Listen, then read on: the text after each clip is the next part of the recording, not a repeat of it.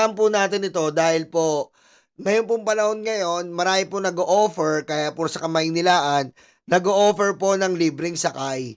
Mga libreng sakay po na mapapakinabangan ng ating mga kababayan. Di ba, mga ating mga kababayan, para po makalibre sila at makamenos ng gastos. Katulad po ng mga gobyerno, mga libreng sakay, Quezon City, Manila at Pasig at iba't iba pong lugar sa ating bayan na nag-offer po sila. At yun nga, si Kuya Will, Willionario, nag-offer po ng minibus para sa libre sakay. Let's all have a good time. Pero, hindi po lahat pwede. Aray ko. Bakit naman po? Bakit hindi po lahat pwede? Kasi po, ginagamit ito ng iba na advantage para mambudol na naman po sa ating Pangulong Bongbong Marcos at Lisa Marcos. Aray ko. Kita mo nagwala siya. Ang daming say may asasin pa. Sasapitin mo pagburusa. Kasi ito po, si Alpotera po at si LRY, lalo na si LRY po, ay nag-o-offer po sila. Kita nyo ang galing po nito kasi nga po, sila po ang nagpopondo para manira kay BBM at sa administrasyon. Sa pamamagitan po ng mga vlogger nila na sila Chupa Moreno, sila Baho Joey, ayan po ang mga vlogger nila. Sila Paul Tete, Attorney Zoraida, yan po ang mga vlogger nila. Mamaya papakita ko uli.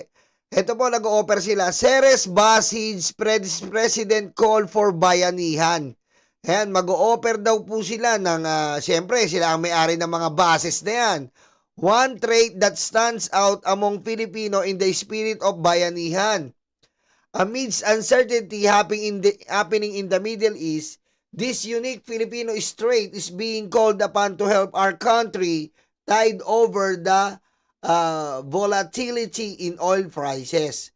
The Yanson Group of Bus Company, operator of Ceres Bus, is heeding President Marcos. Aray ko. Is heeding President Marcos' call for bayanihan this Holy Week. The bus company will be offering a 10% fare discount to all its passengers for Good Friday, Black Saturday, and Easter Sunday. Aray ko. Ayan po si LRY. According to its president, Leo Ray Yanson, LRY, Aray ko. this fare discount is one way of supporting our government and President Marcos' program of ensuring that our countrymen spend meaningful Holy Week with their loved ones. This fare discount applies to all affiliated Ceres bus companies in Southern Luzon, Visayas, and Mindanao. Aray ko. Ayan po. Nag-o-offer po sila ng ganyan at dinadamay na naman po ang Pangulong Bongbong Marcos, pero sa likuran po niyan, sila ang nagpopondo ng paninira sa ating Pangulong Bongbong Marcos. Bakit kamo? Kasi po, eto po yung bata ni LRY. Ayan po, ayan po yung bata ni LRY, si Alpotera. Yan po si Alpotera, ang iniiyot-iyot ni Digong at pasimuno ng tay-ina mo naman. Ayan po si Alpotera na bata po ng LRY, ni LRY. Sila po ang nagpopondo sa mga vlogger na yan na tay kami naman. Sila po ang nagpapasweldo sa mga vlogger ng tay-ina mo naman. Aray ko.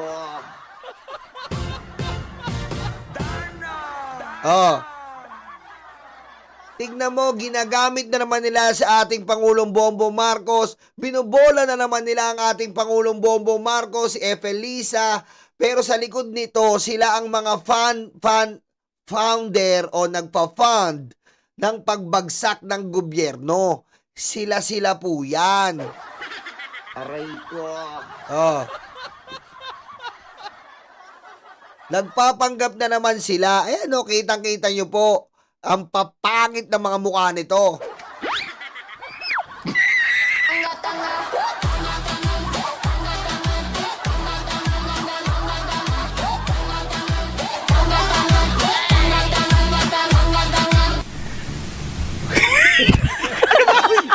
Diba?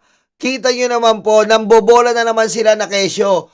Sa pagtungon daw po sa ating Pangulo, ganyan-ganyan. Pero, tutulong daw sila, pero sila ang gumigiba ng gobyerno.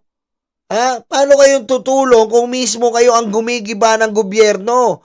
Kayo-kayo ang naninira ng gobyerno. Ito yung mga alipores ni Alputera at mismo si Alputera na iniyot ni Digong na may video siya at may picture siya ng betlog ni Digong. Sa kanya po nanggaling yon, yung betlog ni Digong na picture. Diba? Dito po nanggaling yon. Ayan o, dito sa babaeng to. Dito sa babaeng to nanggaling yung betlog ni Digong na picture na kinagalit ni Maharlika. Siya po ang nagpakalat nun. Nahubot-hubad si Digong. Diba? Siguro katatapos lang nilang magbembangan na picturean niya bilang sentimental memories.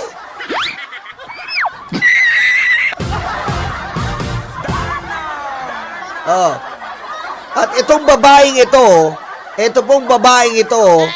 ay funded, Nino. Kamag-anak po ito. Kamag-anak po ito ng Hanson family. Ha? Kamag-anak po ito.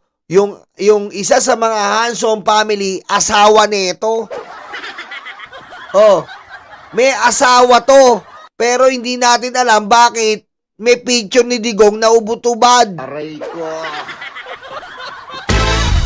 Oh, hindi po tayo nagpe-fake news. Si Maharlika po mismo, tignan nyo yung video niya.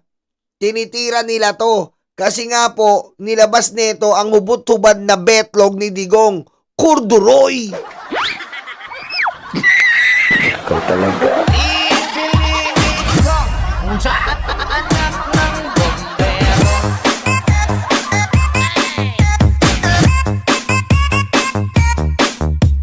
Quốc gia,出席Xi Jinping.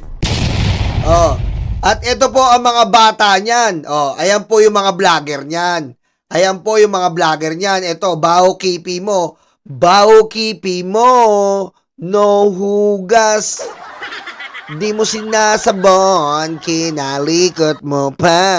Aray ko. Yan po ang mga vlogger niyan. Baho kipi mo. Ayan. Zoraida. Kokulangot. Kokulangot! Aray ko. Kokulangot. Ayan po mga vlogger niya. Paul Tete. Joey Bantot.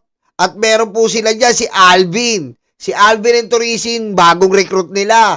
At si Alvin and Torisin po, nagkarelasyon kay Tio Pa Moreno. Ano nangyari? Nagalit po. Diba? Kinuwento ko sa inyo. Who is this stupid God? Stupid God.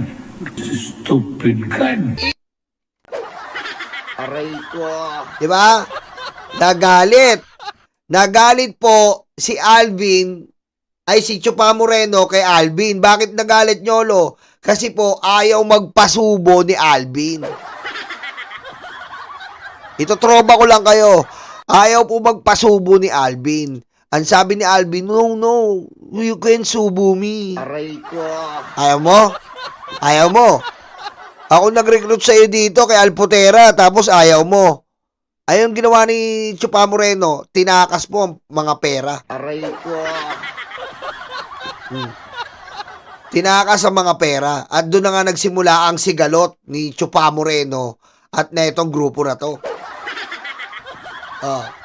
Ayan po si Alputera. Di ba? Tapos sasabihin nila mag-o-offer sila ng tumulong sa gobyerno. Sila nga po sumisira sa gobyerno. Ha? Dito si Boy Iget. Dito unang naging membro si Boy Iget. bago niya itakas yung pera. Bakit tinakas? Kasi nga po, nagkahiwalay sila ni Alvin. Kasi si Alvin, ayaw niya ng behind the back. Ayaw ni Alvin. Ayaw ni Alvin and Turisin na magpapuwet. Ngayon, nagalit na galit si Chupa Moreno. Aray ko. Diba? Diba? Ayaw ni Alvin magpapuwet eh. Siyempre naman, hindi naman lahat nagpapapuwet. Diba? Merong mga gusto magpapuwet. Pero sabi ni Alvin, yung puwet kasi, do not, ano yan eh, do not enter, exit lang yan eh. Siguro matalino rin to si Alvin. Sabi niya, no, Tio, my puwet is only for exit, no enter. One way daw eh. Yung puwet daw ni Alvin, one way lang. Eh gusto ni Tio, gawin na two way. Aray ko. Diba? Kaya nagkaiwalay po sila. At tinangay po ni Tio Chupa Moreno ang mga perang pasweldo ni Alpotera. At yun na nga nagsimula ang kalbaryo. Doon po natin nalaman na halos 500,000 pa lang each vlogger neto. Kaya masigasig at masisipag. Aray ko. Yan po ang istorya niyan. 'Di ba? Kaya mag-iingat po tayo sa mga to na talagang funded po at mga bayarang vlogger. Okay?